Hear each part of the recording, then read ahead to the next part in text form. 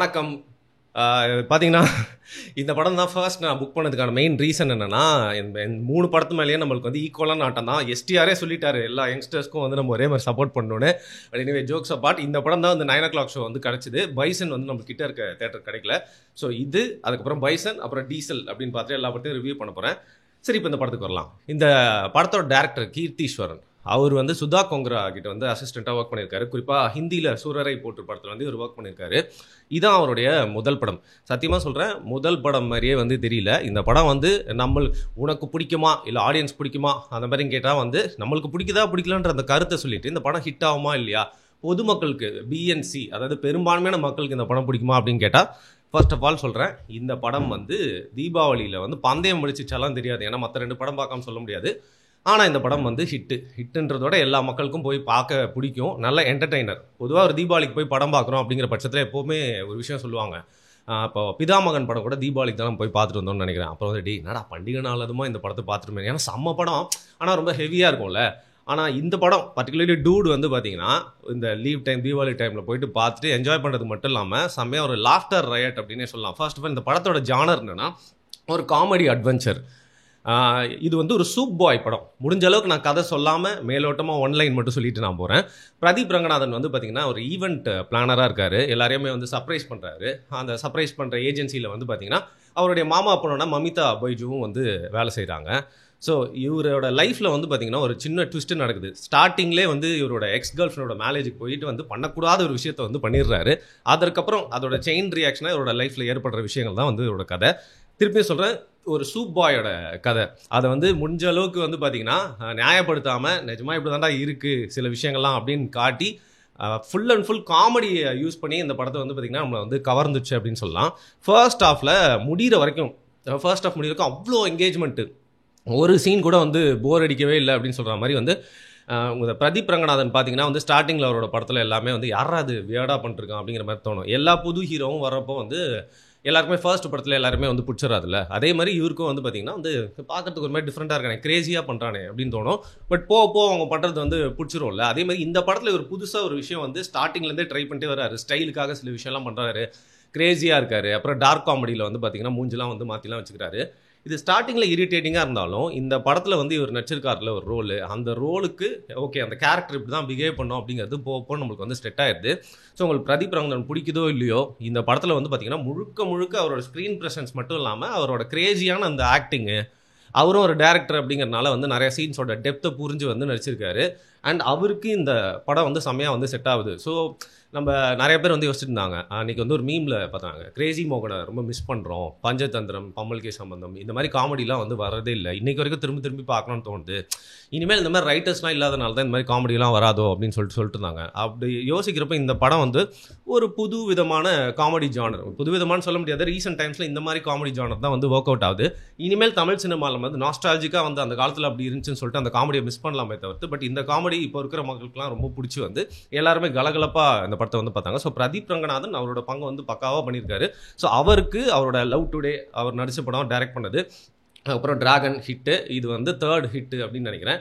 So யாருக்கெல்லாம் வந்து அவரை பார்த்து வந்து பொறாமையாக இருந்துச்சோ இன்னும் பொறாமப்பட போகிறாங்க, யாருக்கெல்லாம் அவரோட வளர்ச்சியை பார்த்து ரொம்ப பிடிச்சிருக்கோ அவங்களுக்குலாம் ரொம்ப வந்து சந்தோஷமாக இருக்கும். ஸோ சினிமாவில் வந்து பார்த்திங்கன்னா எப்படி எது ஒர்க் அவுட் ஆகும் அப்படின்னு வந்து சொல்லவே முடியாது. இவெல்லாம் ஜெயிப்பானா அப்படின்னு நினைக்கிறவன் வந்து பார்த்திங்கன்னா ஜெயிச்சு முன்னுக்கு வந்துட்டே இருப்பான். இவெல்லாம் கண்டிப்பாக ஜெயிப்பான்னு சொல்கிறவன் 10 வருஷம் கழிச்சு சினிமாலே வந்து இருக்க மாட்டான். அப்படி வந்து இவர் டேரக்டராக இருந்து 2 படம் ஹிட்டு கொடுத்துட்டு ஒரு படமும் கரெக்டாக சூஸ் பண்ணி அவருக்கு என்ன செட் ஆகுமோ அப்படிங்கிற மாதிரி இப்போ வரைக்கும் வந்து சூஸ் பண்ணியிருக்காரு. ஏன்னா எல்ஐகே அப்படிங்கிற படம் சீமான் கூட நடிச்சிருக்காருல்ல, விக்னேஷ் சிவனோட படம், அந்த படம் எப்படி இருக்க போகுதுன்னு நமக்கு தெரியல. பட் இப்போ வரைக்கும் அவர் அந்த ஸ்டோரி வந்து அவருக்கு என்ன சூட் ஆகுதோ அதை வந்து கரெக்டாக வந்து சூஸ் பண்ணியிருக்காரு. மமிதா பைஜு வந்து படம் முழுக்க இருக்காங்க, ஒரு சூப்பரான கேரக்டர். அவங்கள எதுக்கு ஒரு க்யூட்டான கேர்ளாக வந்து நிறைய படத்தில் பார்த்துருந்தாலும் இந்த படத்தில் அவங்க நிறைய ஸ்டார்டிங்லேருந்தே அவங்க நிறைய எமோஷன்ஸ்லாம் வெளிப்படுத்துறதுக்கான நல்ல ஒரு ஸ்கோப் வந்து கொடுத்துருந்தாங்க. அவங்களும் படம் ஃபுல்லாக ஒரு முக்கியமான கேரக்டராக இருக்கிறது மட்டும் இல்லாமல் அதுக்கான பணியை சிறப்பாக வந்து செஞ்சுருக்காங்க. சும்மா வந்து அழகாக வந்து டான்ஸ் ஆட்டு போகிறது மட்டும் இல்லாமல் அவங்களோட வேலையை வந்து சூப்பராக பண்ணியிருக்காங்க. She's a good actress too அப்படின்னு தோணுச்சு. ஆனால் படத்தில் சர்ப்ரைஸே வந்து சரத்குமார் தான். இந்த படத்தோட ப்ரொமோஷன்லேயே வந்து பார்த்தீங்கன்னா என்னடா அது சரத்குமார் ஓவராக வந்து சின்ன பசங்க கூட வந்து ஆடிட்டு இருக்காரு, காமெடியாக இருக்கு அப்படின்னு சொல்லிட்டு யோசிச்சா அவருக்கான முக்கியத்துவம் அந்த ஆடியோ லான்ச்சில் எப்படி இருந்துச்சோ அதே மாதிரி தான் வந்து பார்த்தீங்கன்னா அந்த படம் முழுக்க இருந்துச்சு. செம்ம ஒருத்தரோட லைஃப் வந்து சர்க்கிள் ஆகும்னு சொல்லுவாங்கள்ல, அந்த மாதிரி சரத்குமாருக்கு அவருடைய கேரியர் லைஃப் வந்து இப்போ வந்து சர்க்கிள் ஆயிருக்கு. ஏன்னா அவர் ஒரு வில்லனாக தொடங்கினார், வில்லனாக மிரட்டினார், அதற்கப்புறம் வந்து ஹீரோ ஆகுறாரு. ஹீரோவாகவும் பல ஹிட் படங்களை கொடுத்து ஒரு டீகேட் வந்து பார்த்தீங்கன்னா சரத்குமார் படங்கள் அப்படின்ட்டு வந்துட்டு இருந்துச்சு. அதற்கப்புறம் அவருடைய கேரியரில் வந்து ஒரு மாற்றம் ஏற்பட்டு கேரக்டர் ரோல்ஸ்லாம் பட்டிருந்தார். அந்த கேரக்டர் ரோல்ஸ் வந்து சின்ன சின்ன ரோலாக இருக்கிறது மட்டும் இல்லாமல் அந்த 3 BHK படத்தில் இன்டெப்த்தாக முழு படமும் வந்தாலும் அந்த மெயின் ப்ரொட்டகனிஸ்ட் கேரக்டர்னு சொல்ல முடியலனாலும் நல்ல கேரக்டர் ரோல்ஸ்லாம் வந்து அவர் பண்ணிகிட்டே இருந்தார். அப்புறம் திருப்பி வில்லத்தனமான கேரக்டர்லாம் கொடுக்குறப்போ குட்டி குட்டியாக பண்ணிட்டார். பட் இந்த படத்தில் வந்து பார்த்தீங்கன்னா அவரோட வில்லத்தனத்தை வந்து ஸ்டார்டிங்கில் இருந்த அந்த வில்லன்ஸும் இருக்குல்ல, அது கூட இல்லை தான் தூக்கி சாப்பிட்டாரு அப்படின்னே சொல்லலாம். ஏன்னா இந்த படத்தில் வந்து சரத்குமார் காமெடியும் பண்ணியிருக்காரு, அதுக்கப்புறம் வந்து வில்லத்தனமான ஆக்டிங்கும் வந்து பண்ணியிருக்காரு, ஒரு கேரக்டர் ரோலாகவும் சூப்பராக பர்ஃபார்ம் பண்ணியிருக்காரு. அண்ட் முக்கியமான இடங்களில் கதையை வந்து கூட்டிகிட்டு போகிறவர் முக்கியமான கேரக்டராகவும் வந்திருக்காரு. ஸோ அப்படி பார்த்தா இந்த படத்துலேயே ஒரு பிக் வின்னர் கெயின்னா வந்து சரத்குமார் தான். குறிப்பாக ஃபர்ஸ்ட் ஹாஃப் வந்து முடியறதுக்கு முன்னாடி இன்ட்ரோல் பிளாக் தான் அப்படி சொல்லி யோசிச்சோம். ஏன்னா இன்ட்ரோல் பிளாக் விடுறதுக்கான செம்ம இடம் அது. பிரதீப் ரங்கநாதன், சரத்குமார், மமிதா பைஜு வந்து ஒரு ஃப்ரேமில் நிற்பாங்க. ஆனால் பார்த்தா அங்கே இன்டர்வியூ விட மாட்டாங்க. அதுக்கப்புறம் வந்து இன்னொரு 15 மினிட்ஸ் போயிட்டு இருக்கோம். அந்த 15 மினிட்ஸ் என்னடா இன்டர்வியூ விடாமல் இழுத்தடிச்சிட்டு இருக்கீங்க, ஒன்றுக்கு போனடா அப்படின்னு யோசிச்சுட்டு இருக்கும் போது 15 மினிட்ஸும் சரத்குமார் வந்து அவ்வளோ என்கேஜ் பண்ணியிருப்பாரு. அப்போ வந்து அவருக்கு வந்து பெருமை சேர்க்கும் விதமாக அவரோட ஹிட் படங்கள் வந்து சில பாட்டெலாம் போட்டிருப்பாங்க. சத்தியமாக சொல்கிறேன், எல்லாருமே அவ்வளோ என்ஜாய் பண்ணி பார்த்தாங்க. ஸோ ஃபர்ஸ்ட் ஹாஃபில் எல்லாருமே கிரிப்பிங்காக வச்சுருந்தேன் இந்த படம். எப்போவுமே செகண்ட் ஹாஃப் கர்ஸ் அப்படின்னு சொல்லுவாங்கல்ல, கொல்லப்படாதீங்கப்பா. செகண்ட் ஹாஃப்லேயும் இந்த படம் வந்து பார்த்தீங்கன்னா, ஏன்னா ஃபர்ஸ்ட் ஹாஃபில் போட்ட நாட் அப்படி, அதுக்கப்புறம் இதுக்கு மேலே எப்படி இது வந்து பார்த்தீங்கன்னா வந்து முடிய போகுது அப்படிங்கிற ஒரு கியூரியாசிட்டி வந்து போயிட்டே இருந்துச்சு. அதற்கும் காமெடி தான் வந்து முழுக்க வந்து ஒர்க் ஆயிருக்கு. ஸோ படத்தில் நடித்த எல்லா ஆக்டர்ஸுமே அவங்கவுங்களுக்கு கொடுக்குற படியை வந்து சூப்பராக செஞ்சாங்க. ரோகிணியும் ஒரு நல்ல கேரக்டர் பண்ணியிருக்காங்க. சரி, இப்போ டெக்னிக்கலாக வருவோம். நிகேத் பொம்மி அப்படிங்கிற கேமராமேன் தான் இதுக்கு வந்து சினிமாட்டோகிராஃபர். சூப்பராக இந்த படத்துக்கு என்ன தேவையோ அதை வந்து கரெக்டாக பண்ணியிருக்காரு. அதுக்கும் மேலே பாராட்டப்பட வேண்டியது வந்து எடிட்டர் தான். சும்மா நச்சக்குன்னு வைத்து மட்டும் இல்லாமல் அந்த கட்டுலாம் எங்கே இருந்தால் சூப்பராக படம் எங்கேஜிங்காக போகும், அடுத்தது வந்து கணிக்கவே முடியாமல் என்னென்னலாம் பண்ணலாம். அண்ட் இந்த படத்தில் வந்து சொல்லவே வந்து சொல்லுன்னு எதிர்பார்க்கல. டயலாக் யாரோ வந்து செம்மையாக எழுதியிருக்காங்க. ஸ்டார்டிங்கில் ஆரம்பிக்கிற நல்ல டயலாக்ஸ் வந்து பார்த்தீங்கன்னா படத்தோட முடிவு வரைக்கும் இருக்குது. ஸோ இப்போ இந்த படத்தை வந்து நீங்கள் வந்து பார்த்தா இந்த படம் சொல்லும் பாடம் என்ன அப்படின்னு கேட்டிங்கன்னா வந்து ஆணவ படுகொலைக்கு எதிராக வந்து பேசியிருக்காங்க. பட் அதற்காக எடுக்கப்பட்ட படம் இல்லை, என்டர்டெயின்மெண்ட்காக எடுக்கப்பட்ட படம் தான். So moral of the story, சமூகத்துக்கு சொல்லக்கூடிய கருத்து அதெல்லாம் விட்டுட்டு என்டர்டெயின்மெண்ட்டாக பார்க்கணும். பட் ரியாலிட்டிக்கு ரொம்ப அப்பாற்பட்ட ஒரு கதை. இதை வந்து நம்மளோட வாழ்க்கையோட பொருத்திலாம் வந்து பார்க்க முடியாது. என்னால் பர்சனலாக நிறைய விஷயங்கள்லாம் வந்து ஏற்றுக்கவே முடியாது. இருக்க சீன்ஸ் கூட வந்து பார்த்தீங்கன்னா, எதுக்குடா இப்பெல்லாம் ஏற்கனவே கெட்டு போயிருக்காங்க பசங்க, இப்பெல்லாம் வந்து பசங்களை இன்னும் குழப்பணுமா அப்படிங்கிற மாதிரி எனக்கு வந்து அறிவுரை சொல்லணும்னு தோல்னாலும், பட் என்டர்டைன்மெண்ட் இதை மிஞ்சிச்சுங்கிறனால என்டர்டைன்மெண்ட் படி பார்த்தீங்கன்னா வந்து இந்த படம் ஒரு பொழுதுபோக்காக பார்த்தா ஒரு நோ பிரெய்னர் அப்படிங்கிற மாதிரி ஜாலியாக என்ஜாய் பண்ணிட்டு வரலாம். அந்த மியூசிக் டைரக்டரை பற்றி வந்து பேசி ஆகணும். இந்த சாய் அபயங்கர் அவரை பற்றி நானே வந்து பார்த்தீங்கன்னா பிஆர் பண்ணி அப்படி வந்து நல்லா வந்து வந்துட்டாரா அப்படிங்கிற மாதிரி கேட்டது. ஏன்னா ஒரு 3 ஆல்பம் சாங்க்கு அப்புறம் வந்து 8 மூவிஸ், அதுவும் பெரிய பெரிய ஹீரோஸோட மூவிஸாக வந்து புக் ஆயிருக்கு. அவங்க அப்பா அம்மாலாம் இருந்ததுனால நெப்போக்கு இந்த மாதிரி நிறைய விஷயங்கள் நம்மளும் வந்து கருத்துக்களாக வச்சிருக்கோம், விமர்சனமாக வச்சிருக்கோம். ஆனால் இந்த படத்தில் நிஜமாவே சாய் அபயங்கரை வந்து நம்ம பாராட்டியே ஆகணும். ஏன்னா அவர் எக்ஸ்பெக்டேஷன் வந்து ஃபுல்ஃபில் பண்ணது மட்டும் இல்லாமல் பிஜிஎம்ல படம் முழுக்க வந்து சூப்பராக போட்டிருக்காருங்க.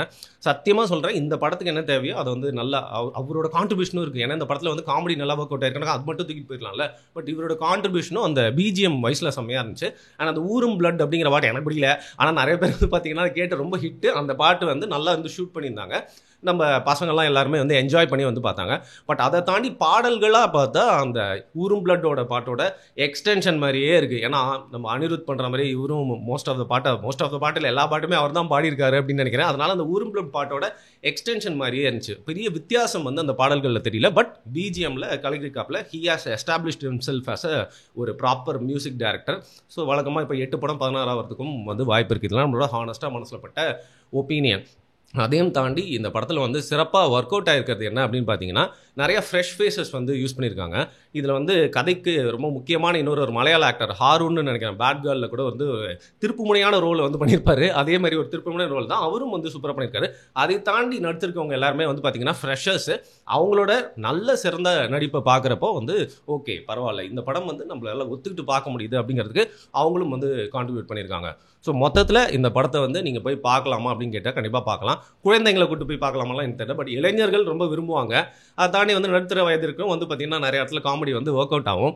பட் இந்த படத்தோட பேசிக் ஃபார்முலா வந்து ஒரு பாக்யராஜ் படத்துலேயே நீங்கள் வந்து 80ஸ்லேயே பார்த்த ஃபார்முலா தான். அப்புறமா கான்ட்ரவர்ஷியலாக இந்த விஷயம் அதை வந்து தழுவி இந்த காலகட்டத்துக்கு ஏற்ற மாதிரி வந்து பார்த்தீங்கன்னா நம்மளுக்கு கொஞ்சம் கூட காமெடி குறையாமல் கொடுத்துருக்காங்க. ஸோ என்டர்டெயின்மெண்ட் வைஸ் டூட் வந்து என்ன வந்து என்டர்டெயின் பண்ணிச்சுப்பா.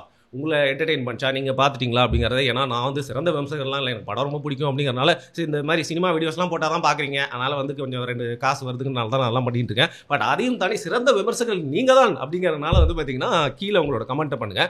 ஏன்னா பைசன் படத்தெல்லாம் வந்து பேச மாட்டீங்களா கேட்டால் நெக்ஸ்ட் இப்போ உடனே பைசன் படத்துக்கு தான் போகிறேன். ஸோ அந்த படத்தை பார்த்துட்டும் வந்து அதுக்கப்புறம் டீசல் படத்தை பார்த்துட்டோம். டீசல் படத்தோட ரிவ்யூவில் இந்த தீபாவளிக்கு யார் பந்தயம் ஆச்சா அப்படின்னு சொல்கிறேன். பட் பைசன் படத்தில் பைசன் படம் நல்லா இருந்துச்சா இல்லையா அப்படிங்கிறத சொல்கிறேன். ஸோ இந்த ரிவ்யூ பார்த்துட்டு இன்னொரு 1 ஹவர்லேயே ஒரு 2 ஹார்ஸில் வந்து பார்த்தீங்கன்னா பைசன் ரிவ்யூ உங்களுக்கு வரும். அதை பார்த்துட்டு உங்களோட கமெண்ட்ஸ் என்ன அப்படின்னு சொல்லுங்கள். Enjoy Deepavali, enjoy the movies.